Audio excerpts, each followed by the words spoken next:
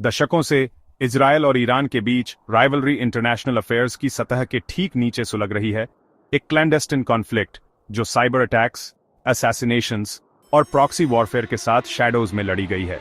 यह long standing shadow war middle eastern geopolitics का एक डिफाइनिंग फीचर रही है, जो म्यूचुअल डिस्ट्रस्ट और एग्जिस्टेंशियल थ्रेट से भरी है।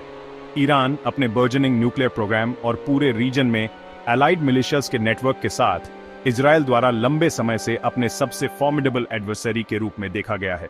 इसके विपरीत ईरान इजरायल को, जो यूनाइटेड स्टेट्स के साथ घनिष्ठ संबंधों वाला न्यूक्लियर आर्म्ड स्टेट है, एक इलेजिटिमेट एंटिटी और रीजनल इंस्टेबिलिटी का प्राइमरी सोर्स मानता है। इस प्रोट्रैक्टेड एनिमोसिटी ने एक वॉलेटाइल एनवायरनमेंट बनाया है जहां ऑनेस्टली कोई भी स्पार्क एक बहुत बड़े, अधिक डेवस्टेटिंग कॉन्फ्रंटेशन को जन्म दे सकता है। टेंशन लेट 2024 में एक क्रिटिकल पॉइंट पर पहुंच गई। इंटरनेशनल एटॉमिक एनर्जी एजेंसी की रिपोर्ट्स तेजी से अलार्मिंग होती जा रही थीं, जो ये बता रही थीं कि ईरान एक न्यूक्लियर वेपन बनाने की कैपेबिलिटी हासिल करने के डेंजरसली क्लोज था। इन रिपोर्ट्स के अनुसार तेहरान ने हाईली एनरिच्ड यूरेनियम का एक सिग्निफिकेंट स्टॉकपाइल जमा कर लिया था। इसे 60% प्यूरिटी तक एनरिच कर लिया था, जो एक बॉम्ब के लिए आवश्यक 90% से बस कुछ ही कदम दूर है। इजरायली स्ट्रेटेजिक प्लानर्स के लिए यह एक रेड लाइन का क्रॉसिंग था, एक पॉइंट ऑफ नो रिटर्न जो फ्रैंकली डायरेक्ट और डिसाइसिव एक्शन की आवश्यकता थी। किसी भी हॉस्टाइल रीजनल पावर को परमाणु हथियार हासिल करने से रोकने का लॉन्ग हेल्ड इजरायली डॉक्ट्रिन अब अल्टीमेट टेस्ट पर था, जिसने एक अनप्रेसिडेंटेड मिलिट्री ऑपरेशन के लिए मंच तैयार किया।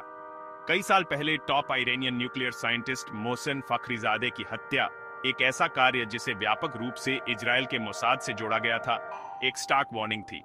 फिर भी ईरान का प्रोग्राम अनअबेटेड जारी रहा। जवाब में ईरान ने अपने कोवर्ट ऑपरेशंस तेज कर दिए, जिसमें इजरायली इंटेलिजेंस ने अपने वैज्ञानिकों और पब्लिक ऑफिशियल्स की हत्या की साजिशों का खुलासा किया। इस टाइट फॉर टैट एस्केलेशन ने एक पेरिलस फीडबैक लूप बनाया, जिसने दोनों देशों को ओपन कॉन्फ्लिक्ट के रास्ते पर और आगे धकेल दिया।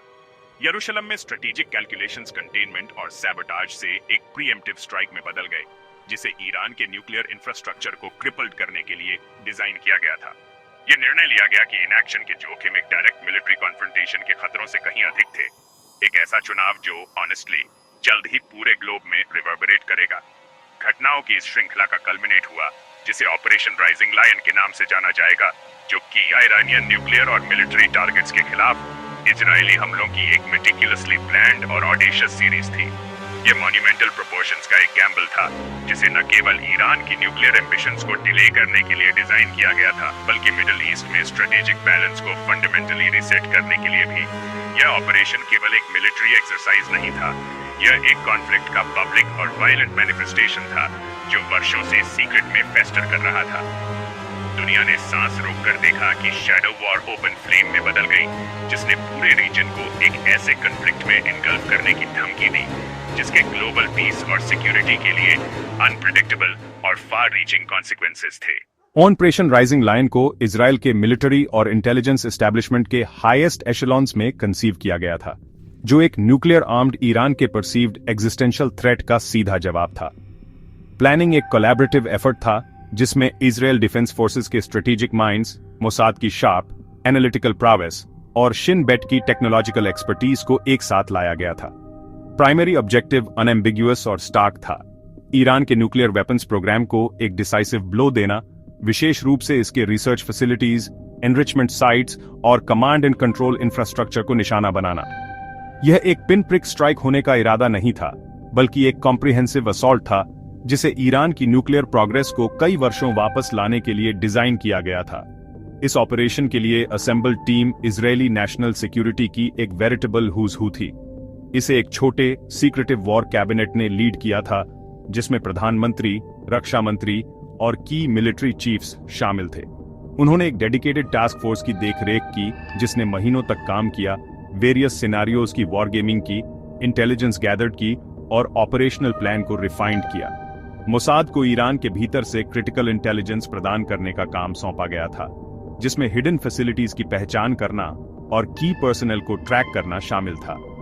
इजरायल डिफेंस फोर्सेस की एयरफोर्स को ईरान के एयर डिफेंसेस को पेनिट्रेट करने के लिए कॉम्प्लेक्स फ्लाइट पैथ्स और स्ट्राइक पैकेजेस विकसित करने की जिम्मेदारी थी। ऑपरेशन राइजिंग लायन के पीछे का स्ट्रेटेजिक लॉजिक बिगिन डॉक्ट्रिन में निहित था, जो हॉस्टाइल स्टेट्स को मैस डिस्ट्रक्शन के हथियार हासिल करने से रोकने की इजरायली पॉलिसी थी। ऑपरेशन के प्लानर्स ने इसमें शामिल इमेंस रिस्क्स को समझा, जिसमें फुल स्केल रीजनल वॉर और इंटरनेशनल कॉन्डेमनेशन की संभावना शामिल थी। हालांकि उन्होंने गणना की कि ये जोखिम न्यूक्लियर आर्म्ड ईरान के स्ट्रेटेजिक नाइटमेयर से बेहतर थे। यह नाम राइजिंग लायन जूडा के लायन का प्रतीक करने के लिए चुना गया था, जो इजराइल का नेशनल एम्ब्लम है। प्लानिंग में न केवल मिलिट्री लॉजिस्टिक्स शामिल था, बल्कि सोफिस्टिकेटेड डिप्लोमेटिक और इंफॉर्मेशन वॉरफेयर कंपोनेंट भी था। इजराइल ने चुपचाप की एलाइज, विशेष रूप से यूनाइटेड स्टेट्स के साथ जुड़ाव किया, इंटेलिजेंस ब्रीफिंग्स प्रदान की, भले ही एक्सप्लिसिट अप्रूवल नहीं मांगा। यह ऑपरेशन स्विफ्ट और ओवरवेलमिंग होने के लिए डिजाइन किया गया था, जो इंटरनेशनल कम्युनिटी के इंटरवीन करने से पहले नई वास्तविकता बना रहा था। हर डिटेल को सफलता को अधिकतम करने के लिए पेन्सटेकिंगली ऑर्केस्ट्रेटेड किया गया था। ऑपरेशन राइजिंग लायन की स्ट्रैटेजी का मुख्य बिंदु एक बहुत ही स्पेसिफिक और प्रायोरिटाइज्ड हिट लिस्ट बनाना था। यह केवल फिजिकल टारगेट्स की लिस्ट नहीं थी, बल्कि ईरान के न्यूक्लियर प्रोग्राम के सबसे क्रिटिकल नोड्स का एक कॉम्प्रिहेंसिव कैटलॉग था। इजरायली इंटेलिजेंस मोसाद के नेतृत्व में सालों अगर दशकों नहीं तो इस लिस्ट को पेन्सटेकिंगली असेंबल करने में लगाए थे। इसमें न केवल नेटैंस और फोर्डाव जैसे जाने माने एनरिचमेंट प्लांट्स शामिल थे, बल्कि तेहरान के पास टैलेगन मिलिट्री कॉम्प्लेक्स में संदिग्ध गुप्त रिसर्च और डेवलपमेंट सेंटर्स भी शामिल थे। यह लिस्ट इजराइल के इंटेलिजेंस नेटवर्क की गहराई और पहुंच का एक प्रमाण थी, जिसने ईरान के रेवोल्यूशनरी गार्ड कॉर्प्स और उसके न्यूक्लियर एस्टेब्लिशमेंट की गोपनीय परतों में घुसपैठ करने में कामयाबी हासिल की थी। इस स्ट्रैटेजी का सबसे विवादास्पद और संवेदनशील तत्व प्रमुख व्यक्तियों का समावेश था। लिस्ट में टॉप टियर ईरानी न्यूक्लियर साइंटिस्ट्स और इंजीनियर्स के एक चुनिंदा समूह के नाम थे, जिन्हें हथियार डेवलपमेंट प्रोग्राम के लिए इरिप्लेसेबल माना गया था। ये सिर्फ अकादमिक नहीं थे, वे ईरान की न्यूक्लियर एम्बिशन के आर्किटेक्ट और मैनेजर थे, जिनके पास एक फंक्शनल न्यूक्लियर डिवाइस तक पहुंचने के लिए आवश्यक विशेष ज्ञान और लीडरशिप स्किल्स थे। तर्क हालांकि क्रूर था, लेकिन यह था कि इस ह्यूमन कैपिटल को खत्म करना केवल इमारतों को नष्ट करने से प्रोग्राम के लिए अधिक डिबिलिटेटिंग होगा। मोहसेन फखरीजादेह की हत्या ने एक मिसाल कायम की थी, जिसमें यह दिखाया गया था कि एक ही प्रमुख व्यक्ति को हटाने का पूरे प्रोजेक्ट की गति और दिशा पर कितना गहरा प्रभाव पड़ सकता है। इस लिस्ट को संकलित और सत्यापित करने की प्रक्रिया एक बहुत बड़ा काम था, जो इंटेलिजेंस स्रोतों के एक मौजक पर निर्भर था। ईरान में ग्राउंड पर मानव संपत्ति, संचार को इंटरसेप्ट करने वाली सिग्नल इंटेलिजेंस और उन्नत सैटेलाइट इमेजरी सभी को एक पूरी तस्वीर बनाने के लिए क्रॉस रेफरेंस किया गया था। प्रत्येक टारगेट, चाहे वह व्यक्ति हो या सुविधा, को हथियार बनाने के प्रयास में उसके कथित महत्व के आधार पर एक प्राथमिकता स्तर सौंपा गया था। उदाहरण के लिए 60% या उससे अधिक यूरेनियम एनरिचमेंट में शामिल सुविधाएं और इन प्रयासों का नेतृत्व करने वाले वैज्ञानिकों को लिस्ट में सबसे ऊपर रखा गया था। लक्ष्य एक प्रकार की स्ट्रेटेजिक सर्जरी करना था, प्रोग्राम के सबसे घातक हिस्सों को सटीक रूप से निकालना था, जबकि कोलैटरल डैमेज को कम करने की कोशिश करना था, जो एक व्यापक अनियंत्रित वृद्धि को ट्रिगर कर सकता था। यह टारगेटिंग फिलॉसफी आधुनिक युद्ध में एक महत्वपूर्ण विकास का प्रतिनिधित्व करती थी, जिसमें पारंपरिक सैन्य हमलों को लक्षित हत्याओं और डिकैपिटेशन स्ट्रेटजीज के साथ मिलाया गया था। इसने स्वीकार किया कि 21वीं सदी का हथियार प्रोग्राम इंटेलेक्चुअल कैपिटल और डेटा के बारे में उतना ही है, जितना कि सेंट्रीफ्यूज और कंक्रीट बंकरों के बारे में है। हार्डवेयर और सॉफ्टवेयर मानव विशेषज्ञता दोनों को लक्षित करके इजरायल का लक्ष्य ईरानी प्रोग्राम के भीतर पैरालिसिस की स्थिति पैदा करना था। इस कैलकुलेटेड दृष्टिकोण को लॉन्ग टर्म स्ट्रेटेजिक इफेक्ट्स बनाने के लिए डिजाइन किया गया था, जिससे ईरान के वैज्ञानिक समुदाय में अराजकता और डर पैदा हो सके और शासन को अपने प्रमुख कर्मियों की रक्षा के लिए भारी संसाधनों को डाइवर्ट करने के लिए मजबूर किया जा सके, जिससे पूरे न्यूक्लियर प्रयास को आने वाले वर्षों के लिए धीमा किया जा सके। ऑपरेशन राइजिंग लायन का एग्जीक्यूशन आधुनिक एयर वॉरफेयर में एक मास्टर क्लास था, एक कॉम्प्लेक्स और सिंक्रोनाइज्ड ऑपरेशन जो लेट अक्टूबर 2024 में कई रातों तक चला। इस हमले की रीढ़ इजरायली एयरफोर्स का advanced F-35I Adir stealth fighter jets का बेड़ा था, जिसे शत्रुतापूर्ण हवाई क्षेत्र में गहराई तक घुसने और अत्याधुनिक रडार सिस्टम से बचने की क्षमता के लिए चुना गया था। इन 5वीं पीढ़ी के विमानों को F-15 और F-16 जेट्स द्वारा पूरक किया गया था, जिन्होंने electronic warfare, air to air escort और long range cruise missiles launch करने जैसी भूमिकाओं में काम किया। इस ऑपरेशन के लिए कई वेव्स ऑफ अटैक की आवश्यकता थी, जिसमें प्रत्येक विमान और स्क्वाड्रन की एक सटीक भूमिका थी, दुश्मन के हवाई रक्षा को दबाने से लेकर नामित लक्ष्यों पर अंतिम पेलोड पहुंचाने तक। हमले अंधेरे की आड़ में शुरू हुए। प्रारंभिक वेव ने ईरान के हवाई रक्षा नेटवर्क को बेअसर करने पर ध्यान केंद्रित किया। मुख्य स्ट्राइक बल की सुरक्षा सुनिश्चित करने के लिए एक महत्वपूर्ण पहला कदम, इजरायली इलेक्ट्रॉनिक वॉरफेयर विमानों ने ईरानी रडार और संचार को जाम कर दिया, जिससे भ्रम और चुप्पी के गलियारे बन गए, जिनके माध्यम से F-35S का पता लगाए बिना निकल सकते थे। प्राथमिक परमाणु स्थलों की रक्षा करने वाले मुख्य कमांड एंड कंट्रोल केंद्रों और सतह से हवा में मार करने वाली मिसाइल बैटरियों को प्रिसिजन गाइडेड म्यूनिशन से मारा गया।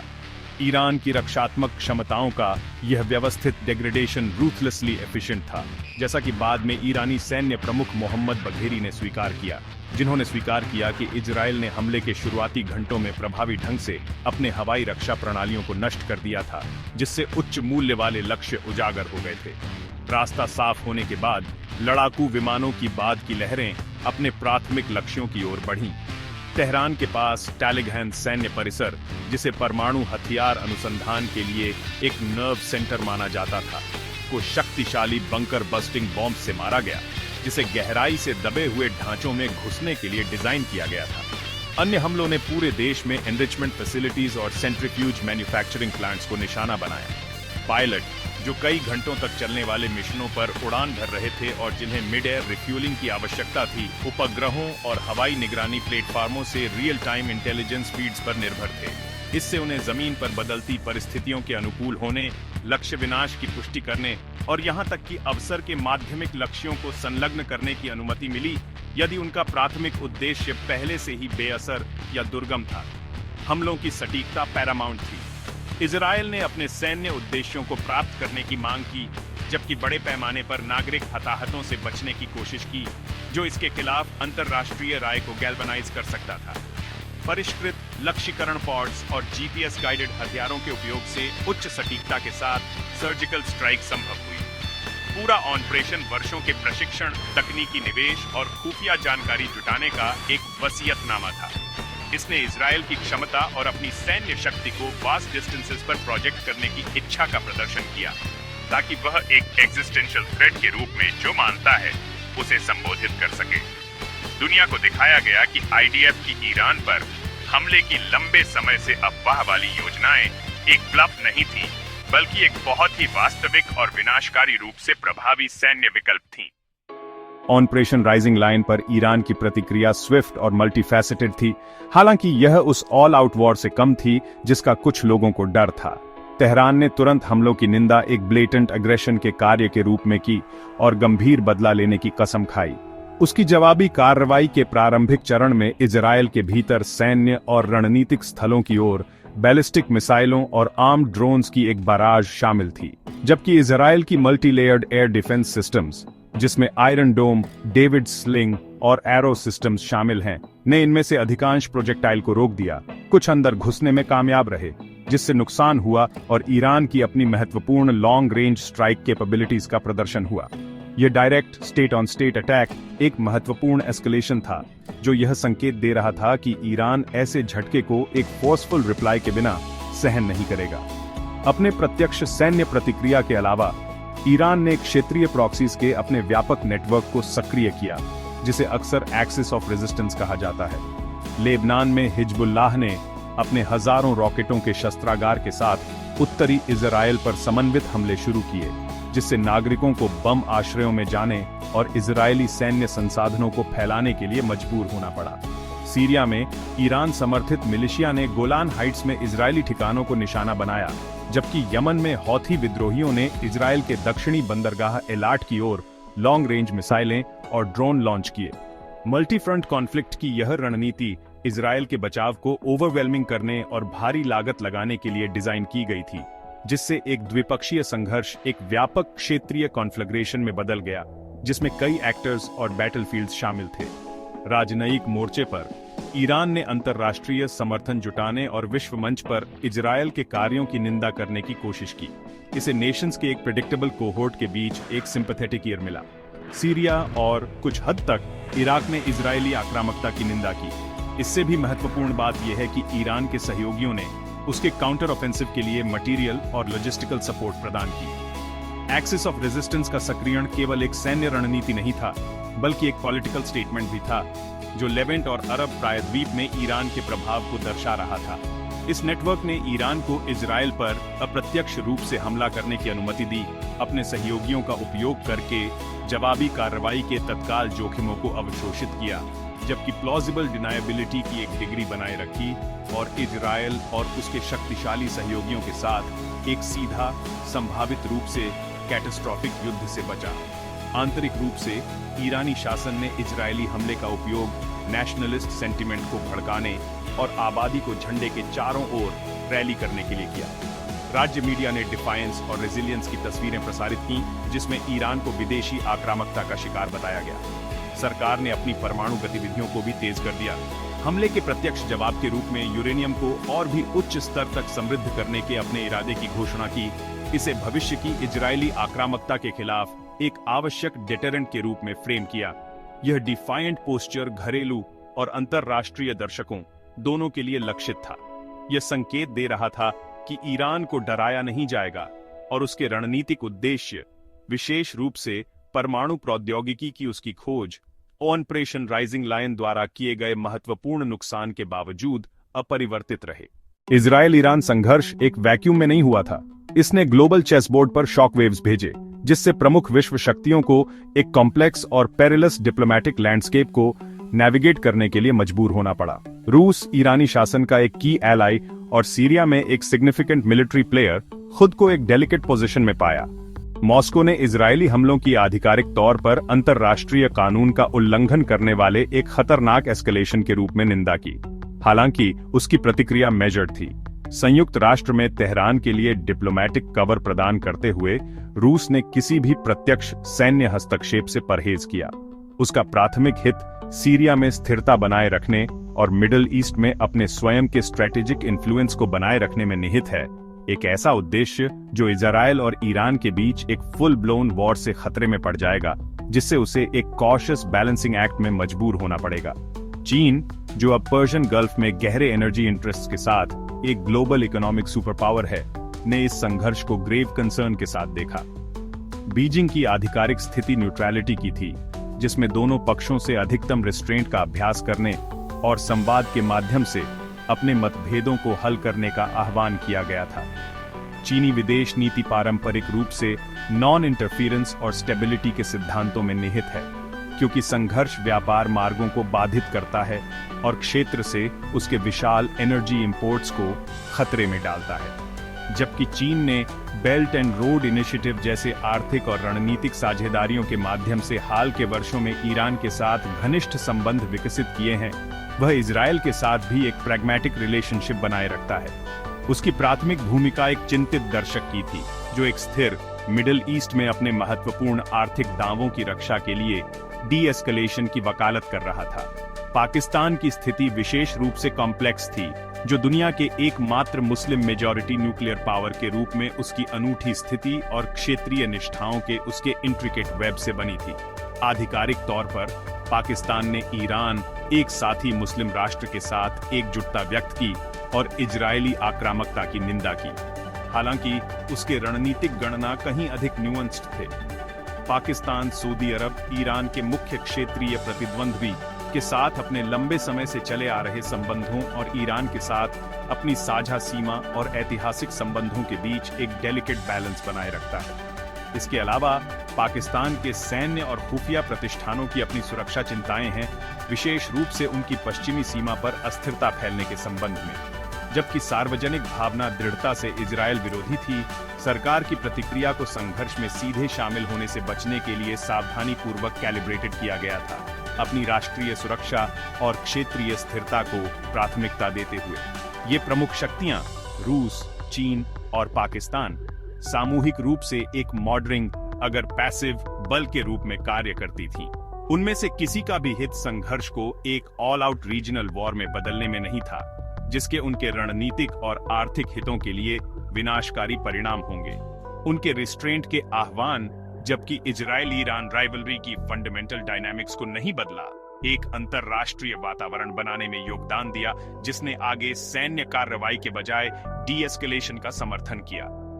उनकी प्रतिक्रियाओं ने आधुनिक दुनिया के इंटरकनेक्टेडनेस को रेखांकित किया, जहां मिडिल ईस्ट में एक क्षेत्रीय संघर्ष तुरंत एक ग्लोबल कंसर्न का विषय बन जाता है, जिससे दूर दूर की शक्तियों को अपने हितों का वजन करने और अंतरराष्ट्रीय चेस बोर्ड पर अपनी चालों को सावधानी से चुनने के लिए मजबूर होना पड़ता है।